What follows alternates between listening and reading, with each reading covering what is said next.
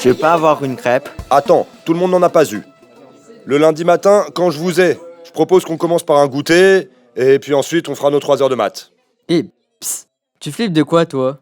Des gars bourrés, des harceleurs, de la solitude, des araignées, des profs méchants, des voitures qui roulent trop vite, Des doudous zombies, de l'abandon, des colères de papa, des poupées. de décevoir mes parents. J'ai peur de la mort aussi. Et t'as pas peur des loups-garous? Des labradors horribles? Des bergers alimenteurs? Des staffs fatigants? Des serpents sorcelés, Des hamstérilisateurs? des huskivres, Des canaris récupérables? des Saint-Bernard sissiques. Des tortures? Il y aura toujours quelqu'un, j'y crois, qui arrivera au dernier moment pour me sauver. Tant qu'il y a quelqu'un pour y croire, ça veut dire que ça existe. Moi, je crois que ce que je vois. Je sais pas moi. Pas sûr. C'est comme le Père Noël, c'est tes parents qui t'y font croire. Le Père Noël a une fausse barbe, allez hop. Il y aura toujours quelqu'un qui pourra rassurer les autres. On sera toujours le super-héros de quelqu'un. C'est les amis qui te rassurent, pas les super-héros. Les amis, s'ils nous rassurent, c'est eux les super-héros. À skip. Je n'y crois pas. Personne n'a le pouvoir de voler, à part les avions. Bah si, les oiseaux ça vole. Une autruche a des ailes, c'est un oiseau, mais ça ne vole pas. Tu crois ce que tu vois. T'as déjà vu Dieu? T'as déjà vu un super pouvoir? Vas-y, j'en ai déjà vu de mes propres yeux. Ça doit être ça, ouais. Et ma mère, c'est Céline Dion. Ouais, super, mais il y a toujours pas de preuve que ça existe. C'est de la magie kawaii, Bambi Man. Et la magie, ça existe. Et les magiciens, ça existe. Non mais croire aux super-héros, c'est PDZ. C'est PDZ. Ça pue du sgeg, mytho ton truc. Moi je suis champion du monde de MMA, tu me crois? Bon alors écoute, on commence le cours, le prof me regarde très mal, donc moi aussi, mais ça ne lui convient pas. Il me dit de me faire toute petite, et à partir de là, se déclenche une dispute classique, prof-élève, pour le plus grand plaisir du reste de la classe. Moi tu me connais, je me sens obligée de gagner. La honte si je perds franchement là. Je pense pouvoir gagner en plus. Son énervement lui fait dire « Ta gueule! Ou tu sors !» Je ne veux surtout pas qu'il pense qu'il a gagné. Alors je lui dis d'une voix très sincère et forte « Tu me veux quoi, gros con ?» Et là, le pire arrive. Il se lève et prépare sa main pour me taper. Je crie très fort « Loulastique !» Personne ne comprend pourquoi elle dit ça, mais Loulastique arrive. Il rentre dans la salle et attrape ma pote juste avant que le prof ne la tape. Tout le monde est choqué de voir ce grand brun avec plein de bras et des doudous à la place des mains. Impressionnant. C'est vrai que ça peut être chelou. Un humain à moitié monstre, habillé avec des habits à la mode. Moi, je le trouve incroyable quand même. Le prof a tout de suite arrêté de bouger quand Loulastique m'a prise. Il ne regardait plus que Loulastique, comme toute la classe d'ailleurs. Il sort de la salle avec notre pote sans même que le prof ne dise ou ne fasse quoi que ce soit. Loulastique la berce pour essayer de calmer ses larmes, arrivé après être sorti de la salle. Une fois rassuré, Loulastique avait fini son travail, enfin presque. On sort du lycée et je me dirige vers ma maison, mais Loulastique me retient et m'offre un bouquet de fleurs, des roses rouges magnifiques. Ce sont mes préférés. Je ne sais pas comment il fait, mais il est tellement parfait. Je me retourne une minute, histoire de ranger dans mon sac mon bouquet, et quand je me retourne pour le remercier, il avait disparu. Vais-je le revoir? J'ai si peur de ne jamais le revoir. Je n'ai jamais autant aimé un garçon.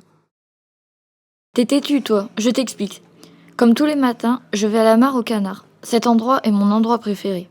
Ce matin, j'ai un mauvais pressentiment. J'ai l'impression que quelque chose de mal s'est produit, ou va se produire.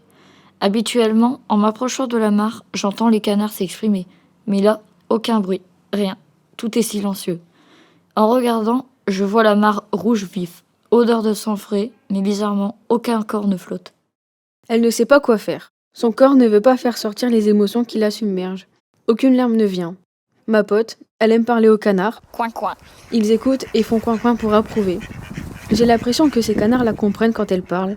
Quand elle a une question en tête, mais maintenant, où sont-ils passés? À qui va-t-elle se confier maintenant?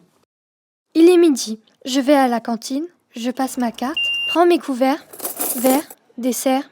Arrivé au niveau du plat, je vois sur la carte de menu écrit Riz, pâtes, Veau et canard. Je me fiche, peur de trop bien comprendre. Je sors de la cantine, retourne à la mare, en pleurant. Je m'étais promis de ne plus m'attacher aux animaux. Mes larmes tombent dans la mare. Et Plushwoman apparaît.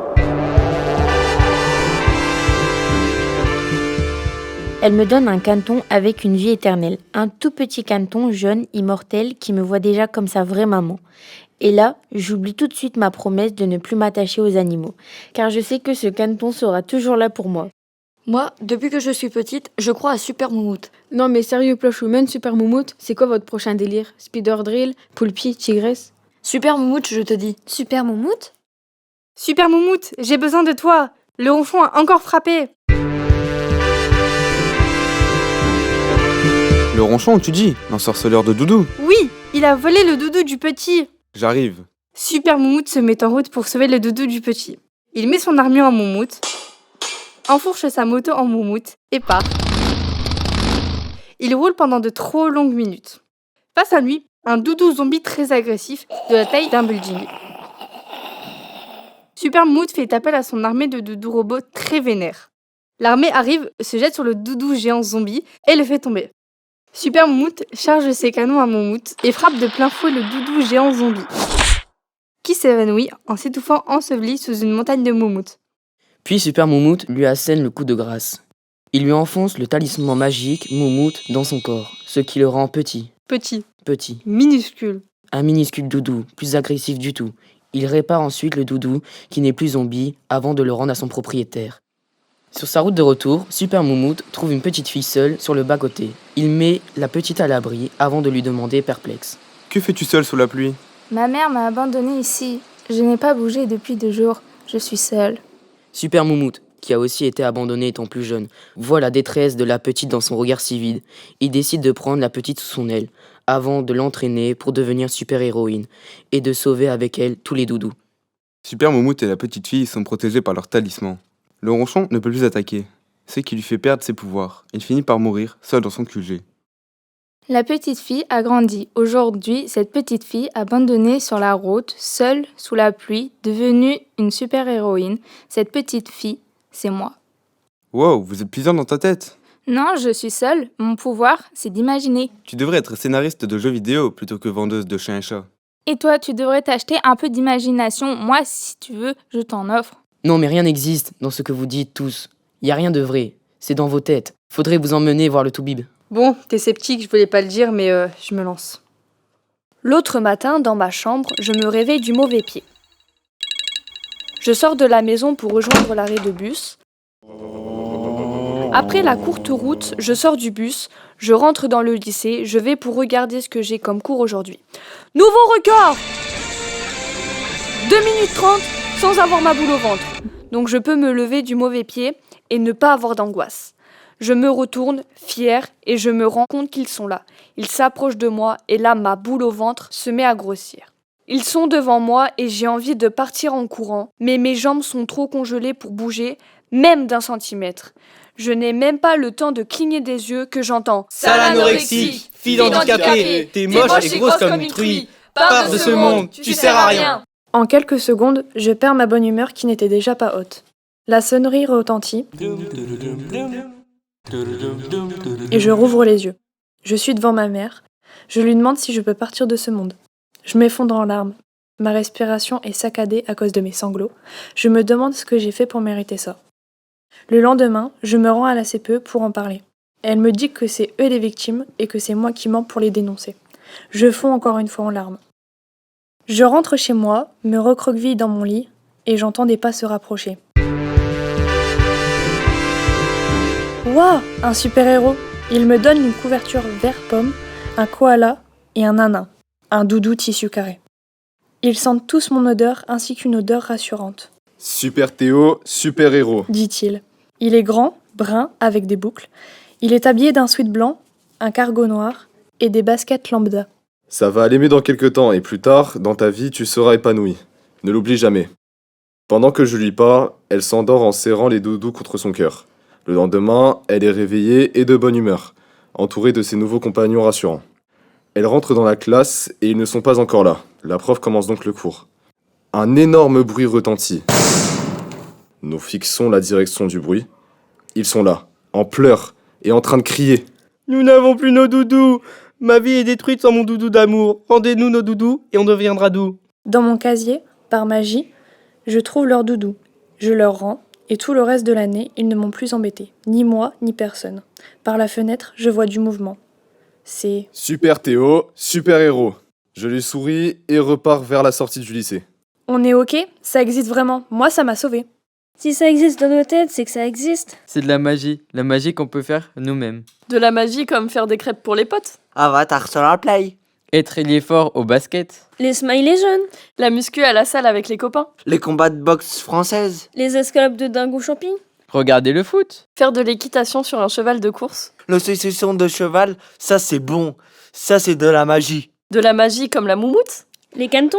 Jouer à Fortnite avec les potes. Le circuit de F1 de Las Vegas et celui des 24 heures du Mans. Boire des sodas à la cerise. Le coucher de soleil sur la plage. Le rap. La vue depuis la fenêtre de mon amoureuse. Les cyprès en Toscane. Les montagnes enneigées. Les fleurs de cerisier du Japon. Bora Bora. Les lumières de New York. Le ciel étoilé en été. Le canapé de chez moi. Les doudous, les nanas. Les tulipes roses, les roses rouges, le licorice, les dahlias, les violettes, les tournesols, les lys blancs, les orchidées, les chênes, les sols pleureurs, les baobabs, les pivoines. La salade mozza, vinaigre balsamique. Les frites avec la saucisse en forme de pieuvre. Les pâtes carbo de ma grand-mère. La raclette à mamie en hiver. Le steak d'espadon sauce blanche. Le steak frites. Le poulet curry de papy. Oh, ça brûle ton truc. Les toilettes, elles doivent prendre cher le lendemain avec ton curry. Oh là là. De la magie comme tout ce qui est beau. Les loups, le renard, le gecko léopard, les manèges de fêtes foraines, la vie, les chimpanzés. C'est magnifiquement beau tout ça. Bah, quand on te demande ce qui est beau, tu dis pas « toi, mon cœur ?» Je suis ta meuf quand même. Pardon, toi, mon petit cœur, mon chimpanzé, mon amoureuse. S'il n'y avait pas de magie, l'arbre qui s'appelle le désespoir des singes n'existerait pas. Sans magie, on n'aurait jamais trouvé comment sucer notre pouce pour se rassurer. Y aurait pas Plush Woman, Loulastic, Bobbyman, Super Moumoute, Crazyman, Super Théo. Petite pensée à tous les doudous qu'on a laissés de côté. Spidardrill, Tigresse, Poulpi. La magie, c'est celle qu'on invente, c'est celle qui est dans nos têtes. Notre super pouvoir, c'est de se raconter des histoires, de voir la beauté partout. La magie, c'est de s'obstiner à voir le beau. La magie des super pouvoirs pour inventer les Doberman magnifiques, les Rottweilereux, les Wally bicyclettes, les Yorkshire irrésistibles, les Tech élégants, les Husky hilarants. Sans super pouvoir de l'imagination, on n'aurait jamais inventé les labradorables. Une mise en voix réalisée à partir du récit Power Doudou par les élèves de 1 TCVA du lycée horticole de l'Homme. Emmeline. Manon. Tom. Bastien. Mathéo. Célia. Maya. Sarah. Lara. Laliana. Ophélie. Louane. Maëlène. Romain. Lorenzo. Eléa. Chiara. Mehdi. Alexis. Accompagné par Camille Fauchère. En collaboration avec Fournes Kevin. Emmanuel Kowalski. Rodolphe Longuepé. Prise de son et montage par Axel Wurstorn pour Walnut Groove Studio. Thèmes musicaux composés et enregistrés par Alexis Fruillet. Dans le cadre du projet Raconte-moi ta vie, imaginé et porté par le Fonds de dotation Auteurs solidaires et coordonné en région Hauts-de-France par l'ACAP, Pôle Régional Images. Projet mis en œuvre grâce à la région Hauts-de-France. La délégation régionale académique à l'éducation artistique et culturelle. La direction régionale de l'alimentation, de l'agriculture et de la forêt des Hauts-de-France. La SACD, la SACEM, la Fondation Total Énergie.